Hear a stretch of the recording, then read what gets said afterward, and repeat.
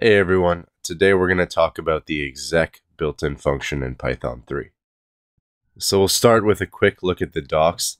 The exec has one mandatory argument and two optional arguments, globals and locals.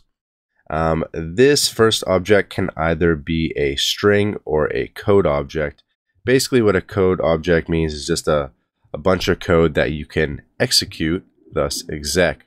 And I'll show you what that looks like. To get started, I think the easiest example most people come across is using the print function. So we can print something like this. You can see how that we are wrapped in strings, and we print out whatever is in this executable. You can get more complicated by, say, putting max in here, and then what we'll do, two numbers, close that out, and we can get the max, we can get the min, and there's just all kinds of executables that you can do. So you could even build this up as a function itself. You can call it, say, test func, and you see how our test func didn't actually run? Well, all you got to do is call it, and then it'll run. In that same vein, by the way, you can create assignments and things like that in the exec, and then call it outside of the exec. So let's talk about global and local scope. You see how we have all our built-ins here? That means we have everything available to us. So when we want to, say, print something out, we have that print function available to us in the built-in functions.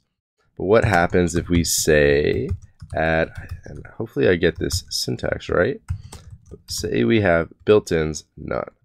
And what's wrong with my syntax? We just need to wrap this in a object. So when we run this is the error I was expecting. So we're going to get type error equals none. And the reason is because with built-ins none, we just remove that print function from being available to us in the built-ins. It's just not available anymore. So what we can do is with our local argument, we can actually add it back, and it'll run again because we've made this print back available to us. And so of course this runs, but what if I went back to that old example with the min or max and say we did min 0 and 1? That's not going to work again, and we're going to get that error because we don't have the min.